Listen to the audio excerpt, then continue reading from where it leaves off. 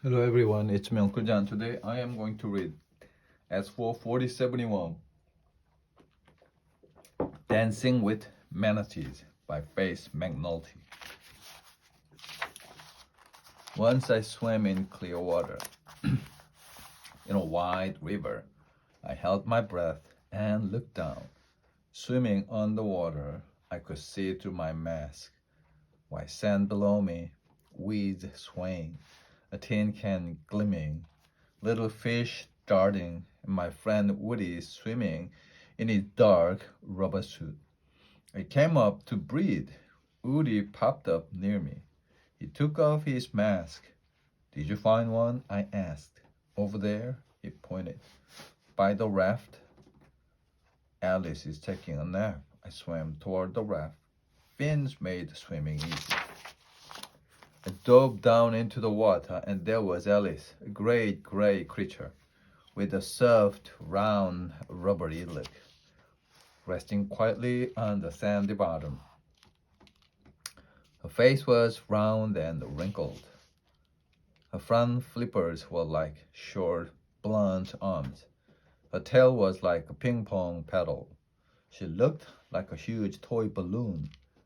She was a manatee, an animal that lives in water and breathes air. Woody had named her Alice. While I watched, she opened a small eye. She turned her head and looked at me. Her flippers waved gently. She opened her mouth. Silver bubbles popped out. Alice had burped. I swam up to the sunny surface to breathe. Woody was on the raft. I sat beside him, and we talked about manatees. Woody is a biologist. He was studying the manatees that visit rivers and bays along the coast of Florida. Once there were thousands of Florida manatees. Now there are only a few hundred. By studying them, Woody hopes we can find ways to help them survive. There are some things he told me. Manatees live in water all their lives. Long ago, millions of years ago, their ancestors lived on land and ate grass. Little by little, they began to go into the water, perhaps to find food there or to escape enemies by swimming. In the water, they didn't need legs and feet. The front legs evolved into flippers. Manatees still have toenails where front toes used to be. Their hind legs evolved into a paddle-shaped tail. The shape of the body is also changed. It became smooth and tapered to slide easily through the water and padded with fat to keep them warm. The outer ears disappeared. Manatees have only a tiny hole where outer ears used to be. Even so, they can hear very well. When they are underwater, their nostrils close tight and stay shut until they rise to the surface for air. They usually breathe every 4 minutes. When they sleep, they come up for a breath every 10 minutes. The ancestors of manatees were mammals. They fed the babies on milk. Manatees still do. Mother manatee has 2 nipples on her chest where her baby suckles. It's not easy for a scientist to study manatees because manatees hardly ever show themselves above water. Woody spent days and days swimming with them to learn the secrets of their lives. He got to know some of them and gave them names. Alice, Jane, Nellie, Laura, Gertrude, Jim, and George were his favorites. Nellie had a baby called Nifty, and Laura had Lorette. Lorette had a problem. A piece of fishing line was tangled around the nail and was cutting into her skin. Woody had tried to pull it off, but Lorette was scared. Each time he tried to free her, she slipped away. Now he was going to try to cut the line off, but first he had to find her again.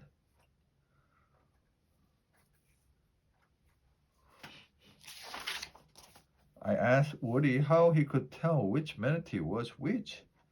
That's the sad part. Motorboats run over them. Sharp propellers cut them and leave scars on their body. I know them by the scar. Woody found that each manatee had its own personality. Some are shy and timid, some not at all afraid, but full of curiosity and play. Some seem to like his company and let him stroke them. Manatees like to be touched. They scratch themselves with their flippers, rub each other, and bounce off each other like living beach balls.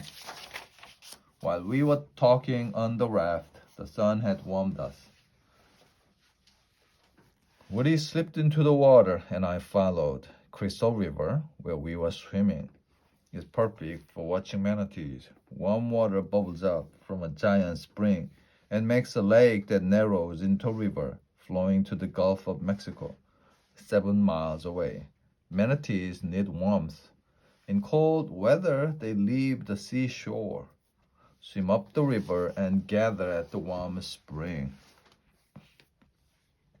In warm weather, they go down the river and scatter in search of the water grasses, on which they graze. Though they have lived in water for millions of years, manatees still eat the way horses do, using their rubbery upper lips to pull grass into their mouths, then biting it off with their teeth. I saw Woody swim to the center of the spring and look down. Breathing through his snorkel, I followed. Woody dove, floating face down. I watched a slow dance on the water as Woody and the manatee swam in circles around each other.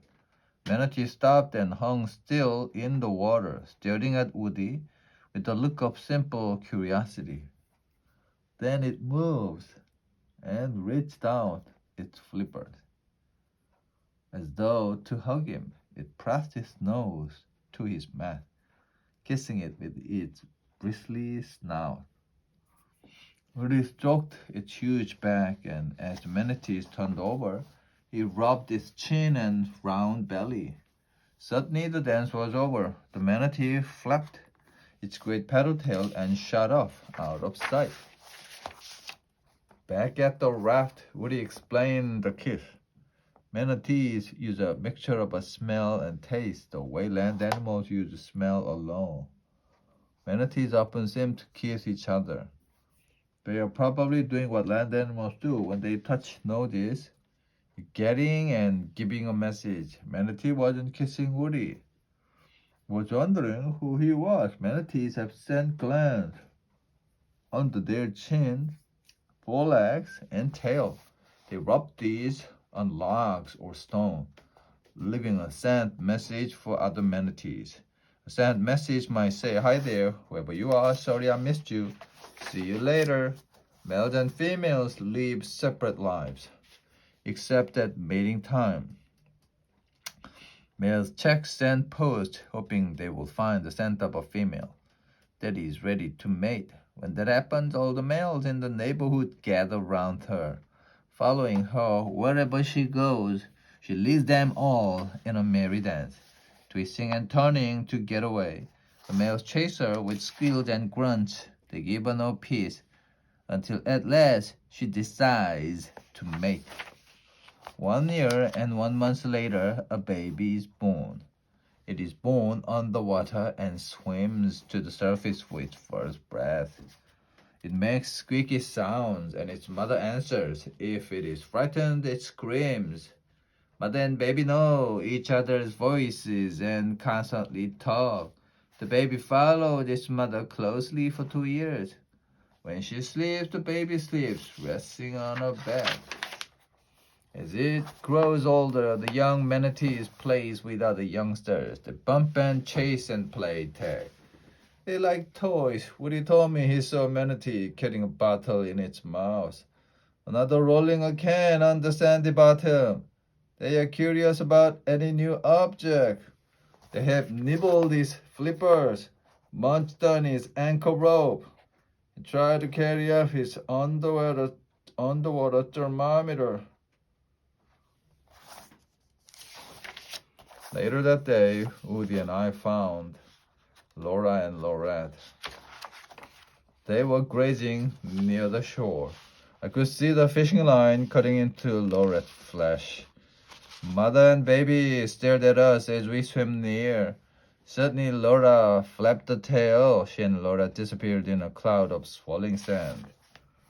Half an hour later, we found them again. This time, Woody said he would try to get behind Laurette while I sat in front, keeping Laura's attention.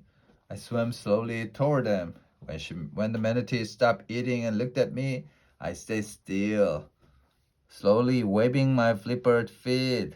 They stared at me curiously. Slowly, gently, Woody swam closer to Laurette. He took a knife from his belt. Slowly, gently, he reached out and cut. The nasty tangled fishing line fell away. Laurette flapped the tail. Again we were lost in clouds of stirred up silt and sand, but we felt too happy to mind. We climbed up on the raft, laughing in triumph. I asked Woody if he had been afraid that Laura might attack him. He shook his head. Manatees never fight, he said, even to protect their young. They have no weapon, no sharp teeth or claws. They may feel fear, but not anger. They never hurt each other or any other creature. They have no enemies except those people who crowd their rivers and bays with spitting boats, use clear water as a waste basket for trash, and run grassy banks with docks and buildings. But there are the people like Woody who love manatees and do what they can to keep them safe, to live simple, harmless lives in the beautiful watery world. The end. Goodbye, manatees.